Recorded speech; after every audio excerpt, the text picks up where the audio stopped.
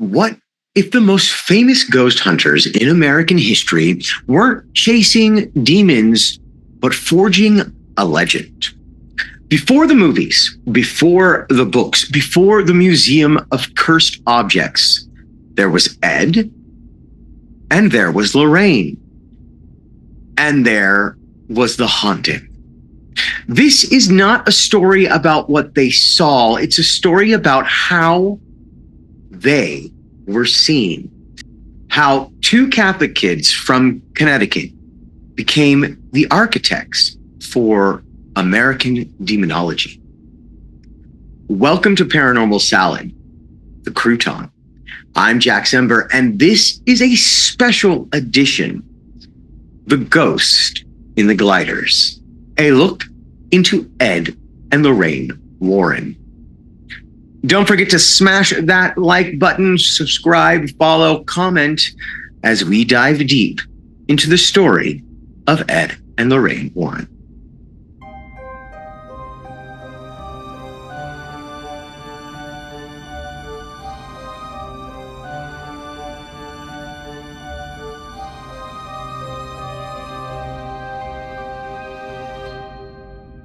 Edward Warren Minnie, born in 1926 in Bridgeport, Connecticut, claimed his path into the supernatural began at the tender age of 5. He didn't just hear bumps in the night. He said he saw an apparition of his family's deceased landlady, a flicker of light that coalesced into a figure, semi-transparent, wearing what looked like some sort of shroud. It didn't walk or talk. It shimmered, then vanished. Doors in his childhood home would open and close on their own, and strange lights would manifest. He also dreamed of dead relatives he had never met. An aunt, he recounted, appeared in a dream, telling him that he wouldn't become a priest. He would work closely with them. Prophetic dreams, echoes of the future not yet written. A haunted boy, seemingly destined to confront the haunted. Meanwhile, Lorraine Warren, also from Bridgeport, born in 1927, had her own story.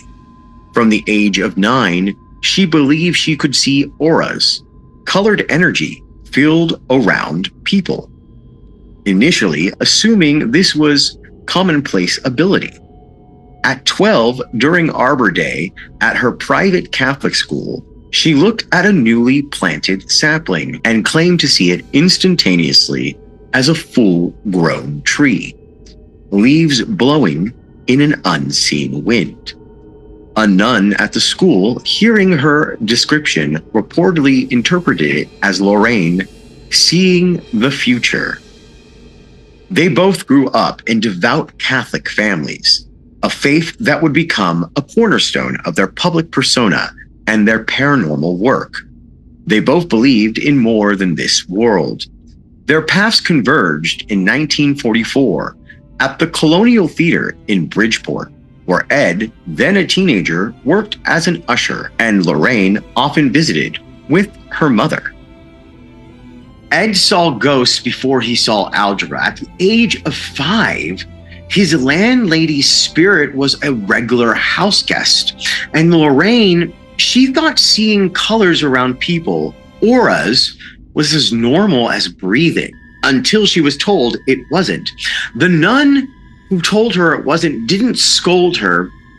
She validated her, telling her that it was some type of divine providence, divine vision, divine insight.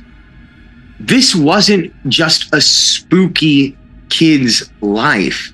It was the grounding, the footing of a brilliant origin story, a holy glitch, perhaps, the beginnings of what they later market as a blessed burden, clairvoyancy, and communion with the unknown, a narrative that would prove incredibly compelling. Dr. Ed returned from World War II, a dramatic return, having survived the sinking of his Navy oil tanker after a collision in the North Atlantic, and being granted a 30-day survivor's leave, during which he and Lorraine married in 1945. He pursued art. He enrolled at the Perry Art School, reportedly a subsidiary of Yale, with ambitions of becoming a painter, a passion Lorraine shared. He painted New England houses, often traveling throughout the region to sell his work. But it wasn't for beauty alone. His childhood fascination with the paranormal never faded. He'd find stories of hauntings, sometimes in local newspapers, then travel to the location and sketch or paint the house's exterior. Lorraine would often accompany him, approaching the homeowners with the artwork as a gift, an icebreaker, and behind the gift, questions. Have you heard anything strange? They used charm, curiosity, art. This resourceful method, blending art with investigation, was practiced for about 5 years. Sometimes these encounters led to recommendations for seances or other services to address the alleged activity. Slowly, a method took shape. This wasn't an Etsy side hustle. This was a renaissance, a social engineering with a paintbrush. Ed knew a haunting could be buried in silence, in shame, but give someone a painting of their house and suddenly they talk. They invite you in. They weren't ghost hunters in the way we think of them yet, but they were building a playbook. Access through aesthetics. Conversation as a conduit. 5 years of this, dozens of maybe even hundreds of doors knocked. Files, however informal, started forming. Ghost stories whispered into art. They were learning their craft, one brushstroke and one doorway at a time. Lorraine wasn't all in at first. Despite her childhood visions, she was, by her own account, initially skeptical about the literal existence of ghosts. She thought people were imaginative, maybe lonely, perhaps even fabricating tales for attention. She wasn't deeply immersed in studying the paranormal then. But as she accompanied Ed on those painting investigations, the stories started to align. The same disembodied sounds, the same fleeting shadows, the same kind of inexplainable cold spots.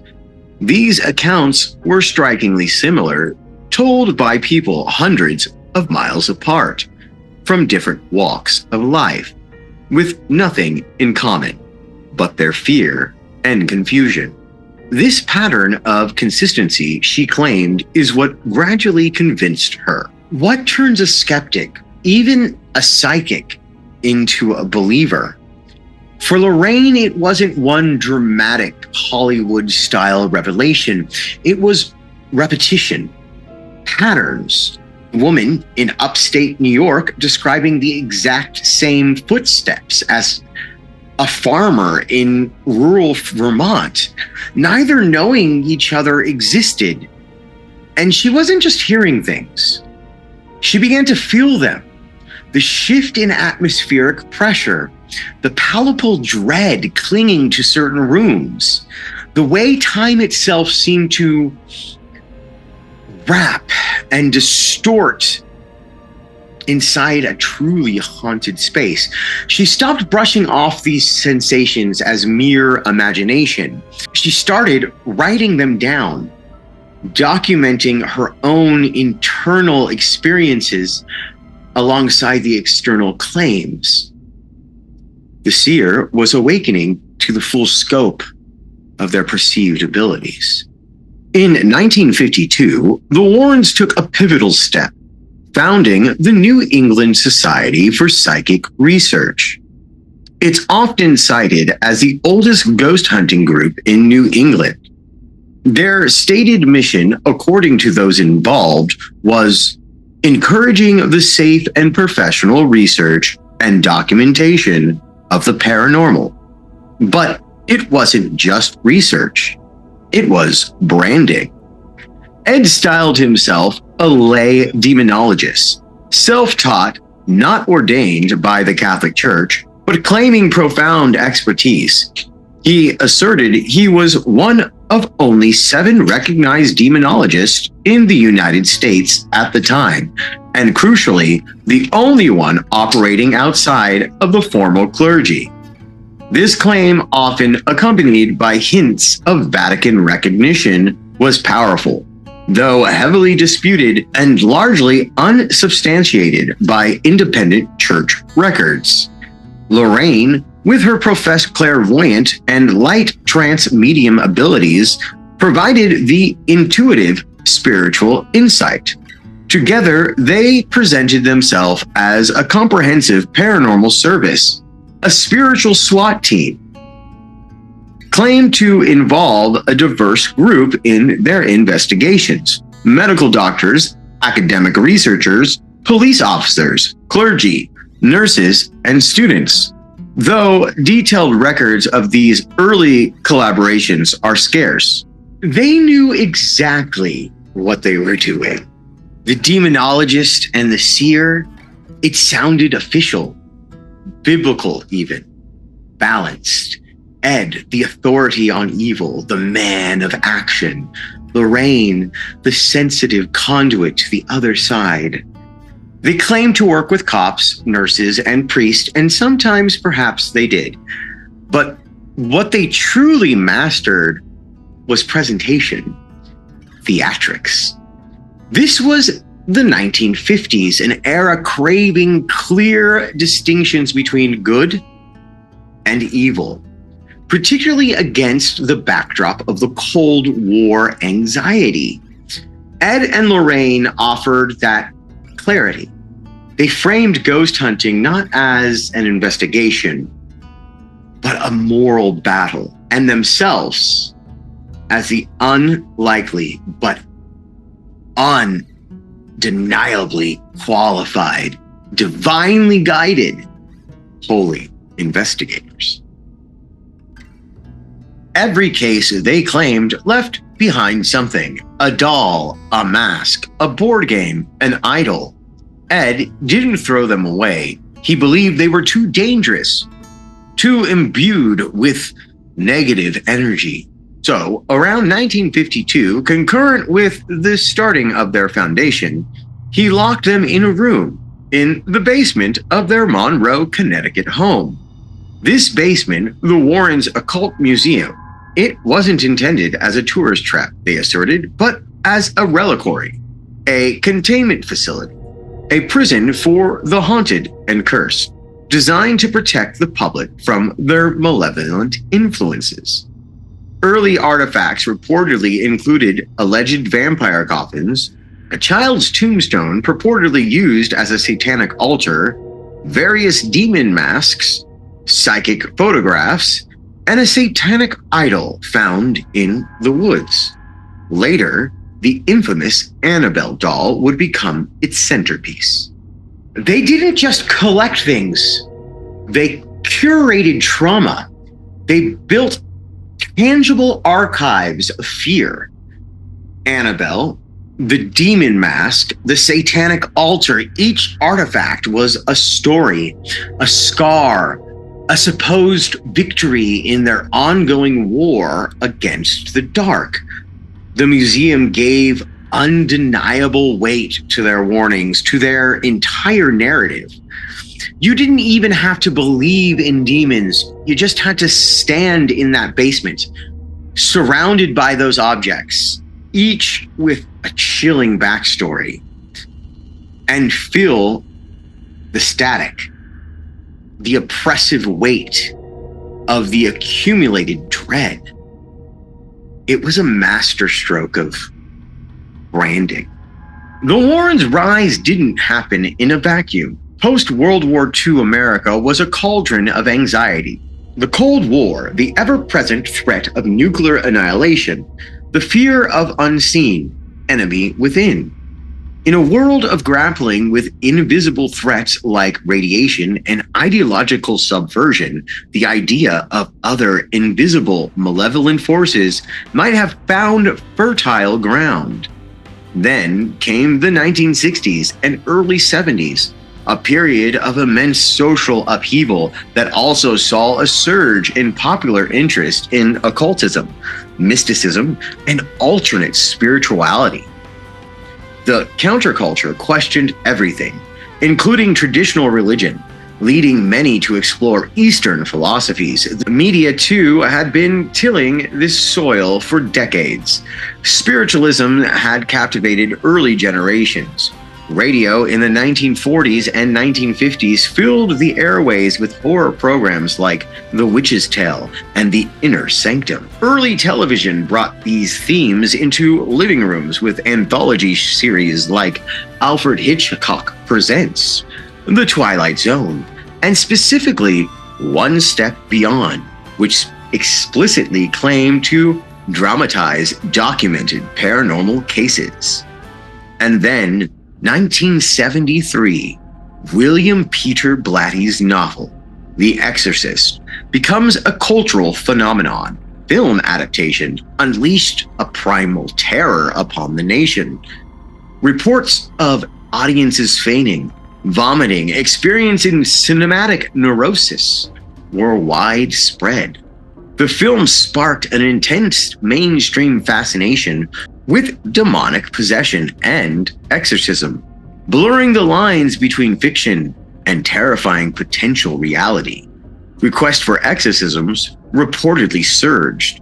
America was suddenly deeply afraid of the devil. When The Exorcist hit the theaters, it didn't just scare people, it baptized them in a very specific kind of dread.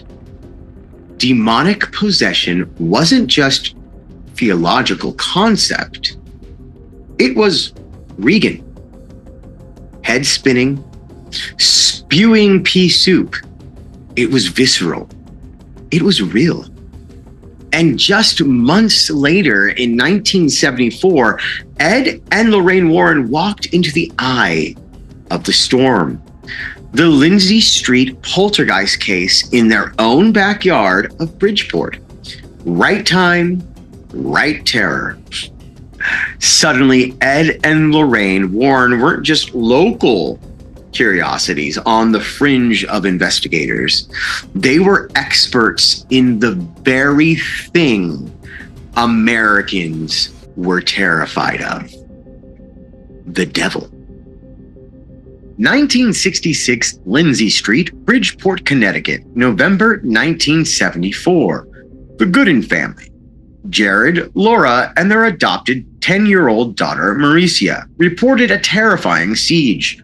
Furniture moving violently. A heavy refrigerator reported levitating and rocked. A television set floated and rotated. Chairs slid across rooms and piled themselves up. Pictures flew off walls. Knives were thrown, and crucifixes exploded. Mauricia was allegedly slammed against the wall by an unseen force. Crucially, members of the Bridgeport Police and Fire Department reported witnessing some of these phenomena. Officers described the refrigerator lifting, the TV floating, objects flying. Fire Chief John Gleason confirmed his men saw a heavy chair leap 6 inches off the ground. And then, the most sensational claim: the family cat. Sam reportedly began to speak, uttering phrases like jingle bells and bye-bye. One police report detailed by City Hall employee even claimed that the cat engaged in a chilling dialogue with an officer about his deceased brother, Bill, before swearing at him. Ed and Lorraine Warren were called in, some say by a family friend and fellow psychic, Maria Parcella. Ed quickly diagnosed poltergeist activity centered on Mauricia, with strong suspicions of demonic influence, particularly given the attack on religious items. It was something inhuman, Ed told reporters. As far as we're concerned, there were evil spirits in that house. An exorcism they believed was necessary, and a seminary student named Paul Eno reportedly performed rituals at the house. The media swarmed. National and international news outlets descended. Crowds of thousands gathered, forcing police to close down the street. This was the Warrens' first taste of major media storm, but skepticism quickly followed. Bridgeport Police Superintendent Joseph Walsh publicly declared the incident a hoax. Mauricia herself reportedly admitted to faking some of the events after an officer allegedly saw her trying to tip over a TV with her foot. Yet many witnesses, including police, maintained some phenomenon occurred when Mauricia could not have been responsible. Ed Warren later suggested the police chief advised the Goodins to claim it as a hoax, simply to quell the overwhelming media attention and disperse the disruptive crowds. The Lindsay Street case had it all. A terrified family, a young girl at the center, levitating appliances, and the almost unbelievable detail of a talking cat confirmed, allegedly, in a police report. The Warrens stepped in, diagnosed demonic poltergeist activity, and recommended an exorcism. Others included the police superintendent. They called this a complete hoax, pointing to Mauricia. But here's what truly matters. The press ran with all of it. The crowds swell. And in the eye of the hurricane, Ed and Lorraine Warren were no longer just local ghost hunters from Connecticut. They were transformed into national figures, frontline soldiers in a highly publicized battle against evil. Lindsay Street was their launch pad. Ed and Lorraine Warren didn't just investigate the paranormal. They defined it for a generation. They named its demons, cataloged its artifacts, and narrated its confrontations with unwavering conviction. They built a mythology, a brand that expertly blurred the lines between science, belief, shrouded in showmanship. Their journey was shadowed with presentation and skepticism. Other researchers like Joe Nickel and Benjamin Radford concluded that some of their most famous cases, like Amityville, were simply invented. Yet, their influence is undeniable. They tapped into the deep-seated fears and a timeless fascination with the unknown, all against the backdrop of cultural anxiety and media. And in doing so, they didn't just chase ghosts. They gilded their own legend, forging a paranormal empire that continues to haunt Americans' imaginations today. And that inspired me to become a demonologist. If you liked this episode, don't forget to follow, like, subscribe, comment. This is just the first in a 6-part series of a deep dive into Ed and Lorraine Warren and their amazing cases. Once again, I'm JAX Ember, and this is The Crouton. Paranormal Salad Crouton is a Robert Jerome Pagan Creations production. Don't forget to follow us on all channels at JAX Ember, at Paranormal Salad, at Paranormal Salad Universe, and right here at R. Jerome P. Create.